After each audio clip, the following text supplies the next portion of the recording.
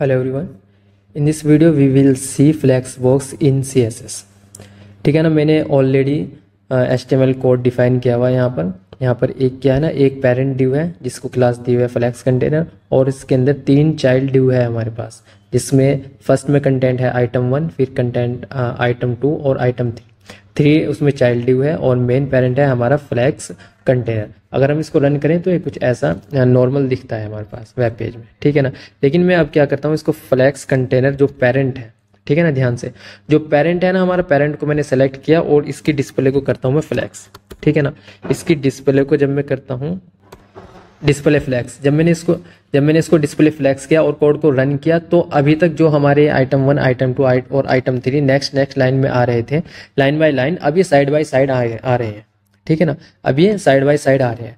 तो डिस्प्ले अगर किसी भी पेरेंट की डिस्प्ले को अगर हम फ्लेक्स करते हैं तो उसके जितने भी चाइल्ड होते हैं तो वो साइड बाय साइड आ जाएंगे। ठीक है ना। तो इससे क्या होगा, मतलब ये हम जो हमारा कंटेनर है, जो हमारे पेरेंट है, इसको हमने फ्लेक्सिबल बनाया।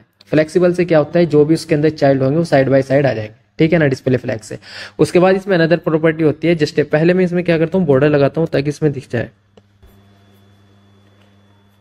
मैंने इस पर बॉर्डर अप्लाई किया है 1 पिक्सल सॉलिड रेड का, और उसके साथ ही मैं इसको डिफाइन करता हूँ इसकी हाइट भी 200 पिक्सल मैंने इसको हाइट डिफाइन की है, और इसको बॉर्डर लगाया 1 पिक्सल सॉलिड रेड, ताकि ये हमें विजिबल हो जाए वेब पेज पर कि ये कैसा दिख रहा है हमारे पास ये फ्लेक्स कंटेनर जो हमारा पेरेंट है वो। ठीक है ना। और उसके अंदर जो चाइल्ड है वो उसके अंदर आ रहे हैं। ठीक है ना। तो डिस्प्ले फ्लेक्स करने से क्या होता है कि जो भी इसके चाइल्ड होंगे वो साइड बाय साइड आ जाएंगे। उसके बाद डिस्प्ले फ्लेक्स की हमारी अनदर प्रॉपर्टी होती है जस्टिफाई कंटेंट। ठीक है ना, जस्टिफाई।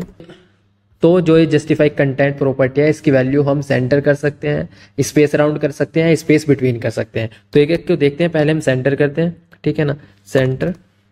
जस्टिफाई कंटेंट जब हम सेंटर करते हैं तो जो भी है ये हमारा कंटेंट होगा इस पेरेंट में, इस पेरेंट के अंदर जो भी हमारे चाइल्ड होंगे, जितने भी चाइल्ड होंगे वो सब हॉरिजॉन्टली सेंटर में आ जाएंगे। ठीक है ना, एक्स एक्सिस पर हॉरिजॉन्टली सेंटर में आ जाएंगे। ठीक है ना। तो ये जस्टिफाई कंटेंट सेंटर से क्या होता है, सेंटर में आ जाएंगे। उसके बाद जस्टिफाई कंटेंट सेंटर ना करके अगर हम करना चाहें स्पेस बिटवीन, ठीक है, स्पेस बिटवीन अगर हम प्रॉपर्टी अप्लाई करते हैं तो इसमें क्या होगा, जितने भी हमारे ये चाइल्ड हैं इस पेरेंट के, जो हमारा फ्लेक्स कंटेनर पेरेंट है, इसके जो चाइल्ड है ना, तो वो पूरा जो स्पेस रहेगा, पूरा जो विड्थ रहेगा, वो इस तरह मेंटेन करेंगे कि इस पेरेंट की जितनी विड्थ है उसको इस तरह मेंटेन करेंगे कि स्पेस बीच में बिटवीन में इक्वल रहे।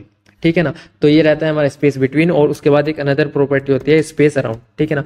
स्पेस अराउंड अगर हम करते हैं तो जो इनके बिटवीन, इनके जो बीच में स्पेस है वो तो डबल रहेगा, लेकिन लेफ्ट और राइट में जो स्पेस रहता है वो सिंगल रहता है। ठीक है ना। इस तरह हम स्पेस अराउंड कर सकते हैं चाइल्ड।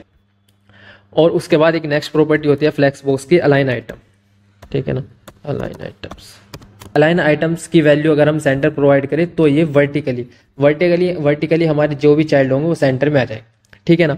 तो जो फ्लेक्स बॉक्स होता है उसमें मेन 3 प्रॉपर्टीज होती हैं। डिस्प्ले को हम फ्लेक्स करते हैं, उसके बाद जस्टिफाई कंटेंट के थ्रू हम उनको हॉरिजॉन्टली सेट कर सकते हैं कि स्पेस बिटवीन करना है कि सेंटर में करना है या कैसे करना है चाइल्ड को।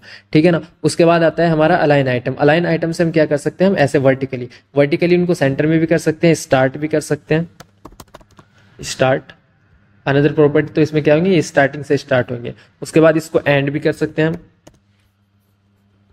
एंड से क्या होंगे, जो हमारे चाइल्ड होंगे वो एंड से स्टार्ट होंगे। ठीक है ना। और अगर हम इसको सेंटर में करें तो ये सेंटर से स्टार्ट होंगे। ठीक है, तो ये सेंटर में रहेंगे हमारे पास। ठीक है ना। तो फ्लेक्स बॉक्स की यही 3 प्रॉपर्टीज होती है, फ्लेक्स, डिस्प्ले फ्लेक्स, और जस्टिफाई कंटेंट सेंटर, और अलाइन आइटम सेंटर। ठीक है ना। लेकिन जो हमारा ये फ्लेक्स बॉक्स है, इसकी बाय डिफॉल्ट जो डायरेक्शन है वो हमारी रो है। ठीक है ना। लेकिन अगर हम इसकी डायरेक्शन चेंज करना चाहें, फ्लेक्स डायरेक्शन अगर हम कॉलम करते हैं तो इस बार क्या होगी, अभी ये रो फॉर्म में है। ठीक है ना। आइटम 1, आइटम 2 और आइटम 3 ये रो में है, लेकिन अब हम फ्लेक्स की डायरेक्शन चेंज करके कॉलम कर रहे हैं। कॉलम से क्या होगा, ये ऊपर नीचे आ जाएंगे। ठीक है ना। तो ये आइटम 1, आइटम 2 और आइटम 3 कॉलम की फॉर्म में आ गए। ठीक है ना। इस तरह हम फ्लेक्स डायरेक्शन भी चेंज कर सकते हैं। तो ये तो सिंपल हमारा एक पेरेंट पर हम फ्लेक्स बॉक्स कैसे अप्लाई करते हैं वो एग्जांपल था। अब हम नेक्स्ट एग्जांपल देखते हैं। उसमें नेस्टेड, मैंने HTML कोड उसके लिए ऑलरेडी डिफाइन किया हुआ है। यहाँ पर इसको अनकमेंट करता हूँ। तो ये हमारा मेन पेरेंट है। ठीक है ना। यहाँ पर ओपनिंग है और यहाँ पर क्लोजिंग है। ये हमारा मेन पेरेंट है। उस मेन पेरेंट के अंदर एक ये चाइल्ड है हमारा आइटम 1, और उसके बाद एक ये चाइल्ड है हमारा आइटम चाइल्ड है जिसकी मैंने क्लास दिया फ्लेक्स आइटम सब। ठीक है ना। ये चाइल्ड है और इस चाइल्ड के अंदर भी हमारे सब चाइल्ड है 4 सब चाइल्ड है। तो मैं क्या करता हूँ कि ये जो फ्लेक्स कंटेनर है तो सेम क्लास है, इसको मैंने ऑलरेडी फ्लेक्स किया हुआ है, ठीक है ना। इसको ऑलरेडी फ्लेक्स किया हुआ है, फ्लेक्स डायरेक्शन में हटाता हूँ। उसके बाद क्या करता हूँ मैं, जो ये अपना सब चाइल्ड है, ठीक है ना, इसकी क्लास है फ्लेक्स सब, इसको भी मैं फ्लेक्स करता हूँ। अगर मैं कोड को रन करता हूँ तो ये कुछ हमें ऐसा दिखेगा, ठीक है ना। जो हमारा सब चाइल्ड था वो जिसमें आइटम 2, ये जो आइटम 2 था इसके जितने भी चाइल्ड थे वो इसके साथ यहाँ पर आ गए, ठीक है ना। इसको भी अगर ये जो हमारा आइटम 2 है, ये आइटम 2 के अंदर है ना सब, इसको भी अगर मैं फ्लेक्स करना चाहूँ तो इसकी डिस्प्ले को मैं फ्लेक्स करता हूँ, तो इसके जो चाइल्ड हैं उनको मैं, ये जो चाइल्ड है सब आइटम 1, सब आइटम 2, सब आइटम 3 और सब आइटम 4, ये किसके आइटम 2 के, आइटम 2 मतलब ये वाला जो पेरेंट है वो इसके चाइल्ड है। अब इसके ये जो हमारा ड्यू है, इसको, इसकी डिस्प्ले को हम फ्लेक्स करके इसके चाइल्ड को हम कंट्रोल कर सकते हैं, ठीक है ना। कैसे करते हैं, सबसे पहले मैं क्या करता हूँ, मैंने इसकी क्लास को सेलेक्ट किया और उसके बाद डिस्प्ले को क्या करता हूँ, फ्लेक्स करता हूँ, ठीक है ना। डिस्प्ले फ्लेक्स करने से क्या होगा, अभी ये जो लाइन बाय लाइन आ रहे हैं ना ऊपर नीचे, तो ये साइड बाय साइड आ जाएगा, तो साइड बाय साइड ये हमारे पास आ गए हैं। उसके बाद अगर मैं करता हूँ जस्टिफाई कंटेंट स्पेस अराउंड, ठीक है ना, जस्टिफाई कंटेंट स्पेस अराउंड करता हूँ तो कोई फर्क नहीं पड़ा है। कोई फर्क इसलिए नहीं पड़ा है क्योंकि इसके पास हमने कोई विड्थ डिफाइन नहीं की है, ठीक है ना। इसकी कोई स्पेसिफिक विड्थ हमने डिफाइन नहीं किया। यहाँ पर हमने यहाँ पर ये जो विड्थ थी, ये पूरी जितना वेब पेज है पूरी विड्थ ले रहा है, लेकिन यहाँ पर हमने विड्थ डिफाइन करनी रहेगी क्योंकि स्पेस अराउंड के लिए।